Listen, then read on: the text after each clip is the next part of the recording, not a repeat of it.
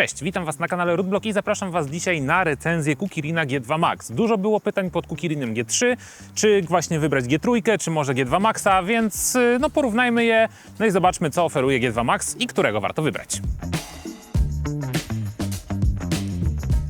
Siłą rzeczy, robiąc recenzję i prezentację tego produktu, będę odnosił się do G3, bo dużo osób pytało o G3. No i od razu będę mówił, czemu wybrałbym jedną albo drugą hulajnogę. Zacznijmy sobie od budowy samej hulajnogi i przede wszystkim jakości przycisków. Zaczynam od lewej strony i już mi się tutaj nie podoba. Kukirin G3 był dużo lepiej wykonany, bo tu mamy, zobaczcie, no taki, kurczę, odpustowy plastik. Nie chcę powiedzieć brzydko, ale no jest po prostu niefajny. Dodatkowo jest jeszcze taki błyszczący, te przełączniki, zobaczcie, to wszystko tak lata. To mi się nie podoba. Są oczywiście kierunkowskazy, fajnie, można je sobie włączyć pod kciukiem, one są wygodne. Idealnie tutaj palec ląduje, tylko znowu mamy taki, no, nie najlepszej jakości plastik. Później mamy klakson, później mamy włącznik, to też jest wszystko tak zbudowane, że mi się to średnio podoba. Natomiast gripy są spoko, jest wygodnie.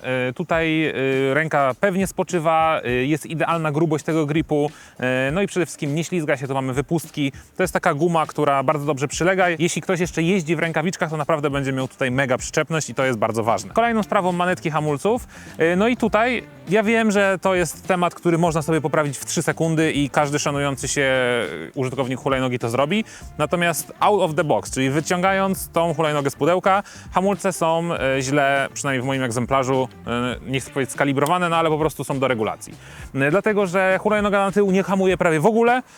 Ona osiąga naprawdę duże prędkości, bo latamy tutaj po 40, po 50 km na godzinę na zamkniętym torze, a niestety naciskam, kończy mi się, że tak powiem, zakres linki, a nawet się koło nie blokuje, a hulajnoga aż tak bardzo nie zwalnia, więc żeby tutaj efektywnie hamować, no to oczywiście trzeba używać 2 hamulców, natomiast to jest kwestia regulacji. W G3 nie miałem tego problemu, po prostu wyjąłem hulajnogę i pojechałem, było wszystko git, a tutaj ten problem występuje. Jeśli chodzi o wyświetlacz monochromatyczny, natomiast bardzo czytelny i to jest fajne, bo mamy w tej chwili mega słoneczny dzień, a ja wszystko widzę dokładnie na wyświetlaczu. Jest to jeden z jaśniejszych wyświetlaczy. Oczywiście napięcie na celach, tu mamy 50 V w tej chwili, przebieg, mamy oczywiście wskaźnik baterii, co ciekawe on jest no 10-stopniowy, więc to jest spoko, no i wskaźnik prędkości. Jeśli natomiast chodzi o tryby, no to macie oczywiście do 20 km na godzinę, do 30 i ten tryb maksymalny do prawie 50. Mi się udało na tej hulajnodze rozpędzić do 47. Przypominam, że waży okolice 100 kg, więc jestem sporym chłopem, więc jeśli ktoś jest lżejszy, to będzie latał szybciej. Prawa strona wygląda podobnie jak lewa, czyli nie najlepsze plastiki i taka,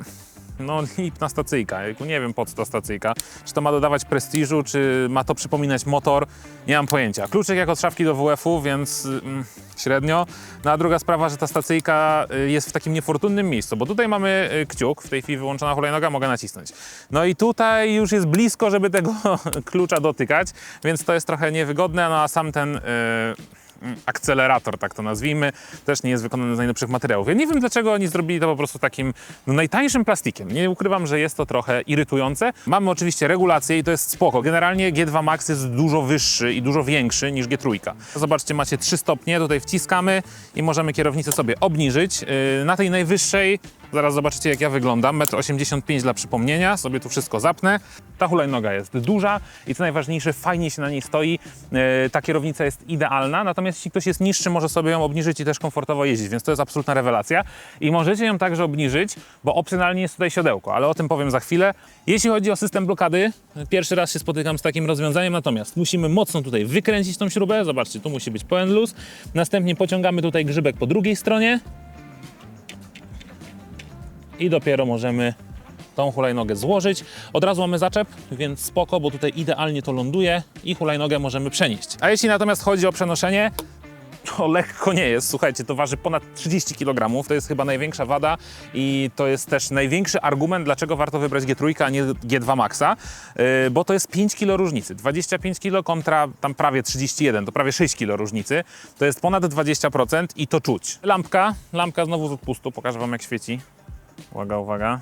I w ogóle odpalenie tej lampki to jest taka beka z tym przesuwaniem tego on-off, no ale dobra, świeci. Oświetla drogę wystarczająco, jasna LEDowa lampka, białe światło. I jeśli chodzi o opony, 10-calówki terenowe, więc to jest kurde kawał gumy. Jeśli chodzi o to, tu absolutnie nie ma wątpliwości. 255/80, więc naprawdę opona konkret. Fajnie się tutaj tym jeździ, niestety jest głośna, no na asfalcie, na kostce i tak dalej słychać tą hulajnogę.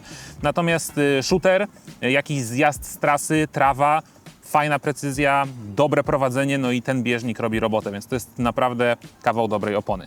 Mamy błotnik, dobrze spasowany, co najważniejsze, no i amortyzację. Zwykła sprężyna z regulacją, wystarczająco, żeby zeskoczyć z krawężnika, żeby przejechać przez dziury i jednocześnie, żeby te dziury zostały wybrane, a my, żebyśmy pewnie czuli się na hulajnodze. No i oczywiście z przodu hamulec tarczowy, no niestety klasyczna linka, tak jak mówiłem, w przypadku moim, do regulacji. Jeśli chodzi w ogóle sam design, to ten pomarańcz z czarnym dobrze się komponuje, więc to jest akurat spoko. No i mamy podest ogromny, bo tutaj zobaczcie, but 46, no to ja tu wchodzę z takim zapasem, że to głowa mała i naprawdę jest tutaj kupę miejsca, a jest kupę miejsca dlatego, że na samym końcu podestu macie te dziurki na siodełko.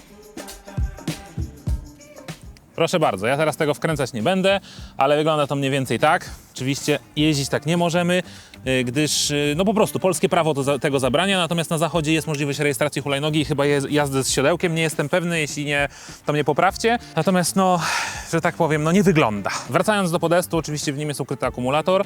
Wejście na ładowanie z samej góry z taką klapką plastikową. Akurat to jest spoko, bo nie ma tutaj żadnych takich gumowych zaślepek, a to jest takie miejsce, gdzie nie powinno być problemu z wodą. Jak on jest zamknięty, to powinien rzeczywiście chronić ten port. Bateria 20 Ah, według specyfikacji producenta do 80 km. To jest troszeczkę większa bateria niż w G3, bo w G3 jest 18 Ah, oczywiście 48 V. No i ładowanie do pełna trwa do 11 godzin nawet, od 0 do 100%, więc trochę trwa.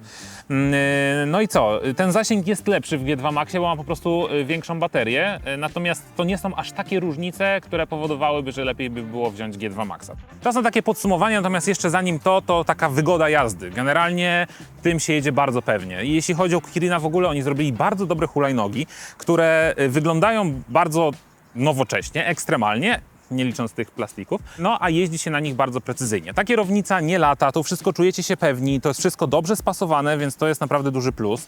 Precyzja tutaj jest bardzo dobra, no i co najważniejsze, ta kierownica nie jest ani za krótka, ani za długa, jest właśnie idealny rozstaw i to powoduje, że tą hulajnogą bardzo fajnie się skręca, dobrze się nią po prostu jeździ i jest to hulajnoga, która zabierze Was zarówno w teren, jak i po prostu po zwykłej ścieżce rowerowej, czy najzwyczajniej w świecie chodniku miejskim, więc to jest naprawdę fajne, że nie boi się żadnego terenu, no i ten zasięg realnie 50 km zrobicie, czyli macie zasięg tak naprawdę skutera elektrycznego, z tym, że płacicie za hulajnogę okolice 3000 zł.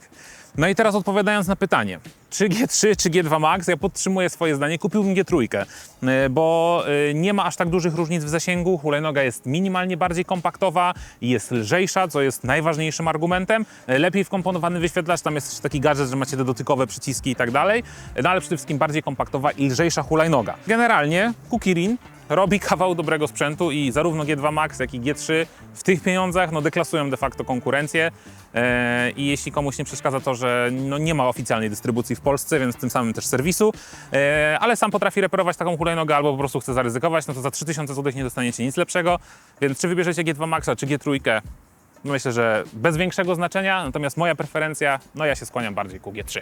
Dziękuję Wam bardzo za oglądanie tego odcinka. Oczywiście zapraszam Was do zadawania pytań. Hulajnoga jeszcze z nami trochę zostaje, sezon jeszcze trwa, bo mamy dopiero sierpień, więc jeszcze trochę jeździmy, testujemy, sprawdzamy, więc jeśli jakieś pytania się pojawią, to śmiało możemy to dla Was sprawdzić.